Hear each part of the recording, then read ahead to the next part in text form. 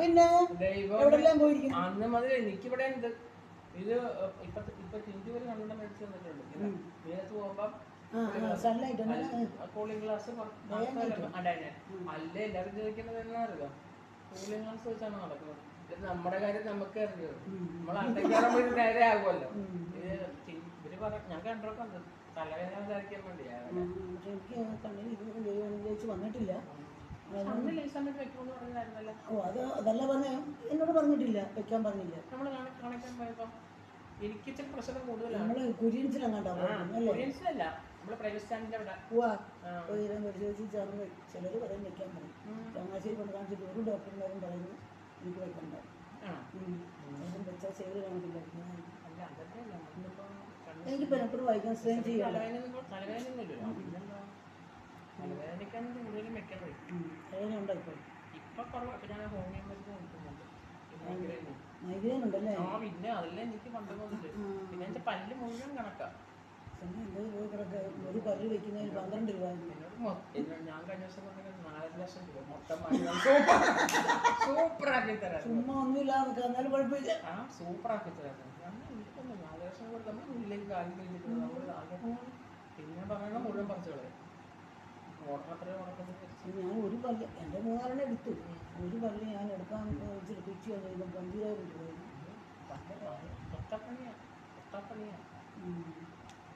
പിന്നെ Thomas sir മരിച്ചത് ഞാൻ എപ്പോഴും സാറിനൊക്കെ ആത്മാവശരീരം ഓരോരുത്തരും ഗതികേട് വന്ന് കഴിക്കണം.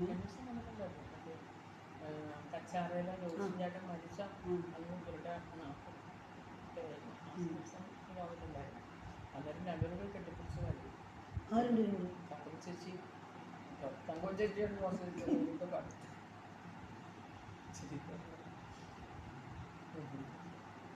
പങ്കെടുത്താണല്ലോ.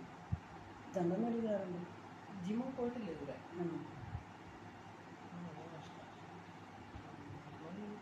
നമ്മളവിടെ അഡ്ജസ്റ്റ് ചെയ്യുക. അതും കാര്യമാണെന്നില്ല, നമ്മളന്ന് തന്നെ പോയി എല്ലാവരും വലുതായല്ലോ ഇരിക്കുന്നുണ്ടല്ലോ, അഡ്ജസ്റ്റ് ചെയ്യുന്നുണ്ടല്ലോ. അത് ജോലിച്ചേട്ടനായിരുന്നല്ലോ പിള്ളേരെ നോക്കുകയും കുറേ നാളൊക്കെ അവിടെ പോയി നോക്കിയത്. സാങ്കേച്ചനില്ല, അവരങ്ങുണ്ടോ പിള്ളേർ ഇരട്ടകളും? രണ്ടുപേരും നേഴ്സ്, രണ്ടുപേർക്കും ജോലി ചെയ്യും, രണ്ടുപേർക്കും വർക്ക് ചെയ്യുന്നു. നാട്ടുകാർ കുറേ പേരൊക്കെ കണ്ടില്ല, ഇനി ആരും കാണാനില്ല.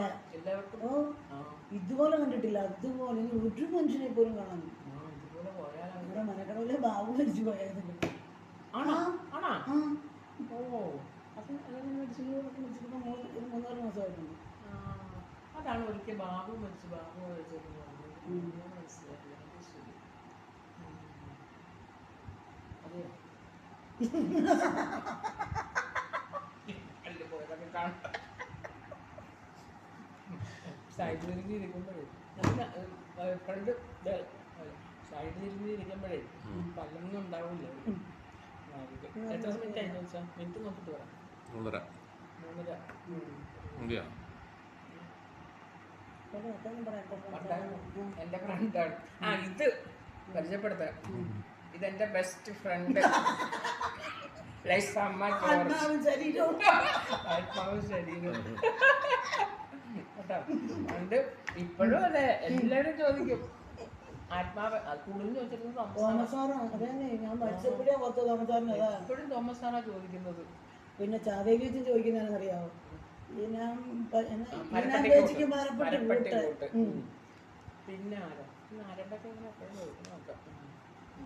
ലിസി പറയുമായിരുന്നു, നമ്മുടെ സമയുടെ ലിസി സ്റ്റാഫറൂമിൽ കൊക്കൊണ്ടിരുന്നതാ. അപ്പൊ അനക്കതയില്ല. ഇപ്പൊ ഒരനക്കമില്ല.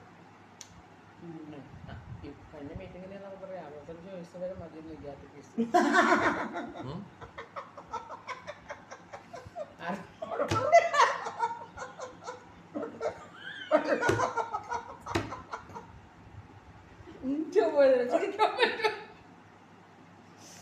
ഞാൻ ചോദിച്ചിട്ട് പറഞ്ഞല്ലാതെ 65 വയസ്സ് കഴിഞ്ഞാൽ പിന്നെ ആരും വരണ്ടെന്ന്. പിന്നെ അതവർക്ക് താങ്ക്സ് കൊടുക്കാൻ. അതെ അച്ഛൻ പറഞ്ഞെങ്ങനെയാണെന്നറിയോ? ഇപ്പൊ മീറ്റിങ്ങിന് ചെല്ലുമ്പോ എല്ലാം ആരെ കണ്ടാലും പ്രായമുള്ളവരാണെന്ന് പറയുന്നില്ല. എല്ലാവരും പെയിന്റ് തൂക്കുന്നതല്ലേ നടക്കുന്നത്. അപ്പം അതുകൊണ്ട് ആരെയും മനസ്സിലാകുന്നില്ല പ്രായമുള്ളവരാണോ പ്രായമില്ലാത്തവരാണോ. അതുകൊണ്ട് 65 വയസ്സ് കഴിയുമ്പം മറ്റുള്ള കൊച്ചു പിള്ളേർ. പക്ഷേ ആരാ ഉള്ളത്? നമ്മൾക്കിപ്പോൾ അവിടെ കുറവായിട്ട് ഒരാളെ തപ്പിയിട്ട് കിട്ടുന്നില്ല. പെണ്ണുങ്ങൾ വേണ്ട, ആണുങ്ങൾ മതി. പെണ്ണുങ്ങളുടെ മേളല്ലേ ഇവിടെ, ആണുങ്ങൾ കുറവാണ്. നമ്മുടെ കപ്പിയാർമാർക്കും അങ്ങനെ ഉണ്ടല്ലോ, ഒരു ഏജ് വെച്ചിട്ടുണ്ടല്ലോ. 65 വയസ്സില്ല, അത് 75 75 തോന്നി സാറുണ്ട്, സഹിച്ചാണ് മനസ്സിൽ. പക്ഷേ പറയുന്നൊന്നും വേണില്ല, ഞാൻ കഴിഞ്ഞ ദിവസം പറഞ്ഞില്ലേ, ചേർത്തലയ്ക്ക് വന്നപ്പം ആൻസമ്മയും അൽഫോൻസാമ്മയും കൂടെ കൃപാസനത്തിൽ പോയി. അത് അവിടെ ഞാൻ 3 പ്രാവശ്യം ഉടമ്പടി എടുത്ത് പുതുക്കി. അതിലൂടെ പോകുമ്പോഴൊക്കെ കയറും. ഞങ്ങളിവിടെ ഇവിടെ ഹോസ്പിറ്റലിൽ പോകുന്ന ആലപ്പുഴയിലാണല്ലോ. ആലപ്പുഴയിലാണ് പോകുന്നത്. ആലപ്പുഴ എവിടെ ദിവസം നമ്മൾ പോകുന്ന ഹോസ്പിറ്റലിൽ? ഇവിടെ ECHS എവിടെയാണ്? ബീച്ച് കടപ്പുറത്താണ്. അവിടെ അവിടെ ഒരു നേഴ്സ് ഞങ്ങളുടെ എൻ്റെ കാർന്നൻ്റെ മോൻ്റെ അവിടെ കടപ്പുറം ഹോസ്പിറ്റൽ ഏതാണ്?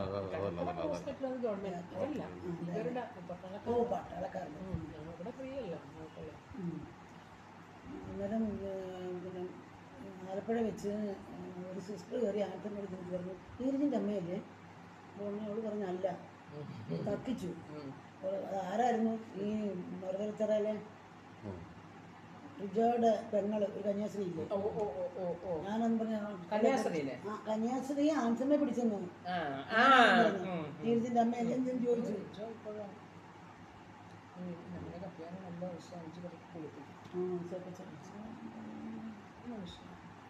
ഒക്കെ വിശുദ്ധനായി, നമ്മളെ പോലല്ല,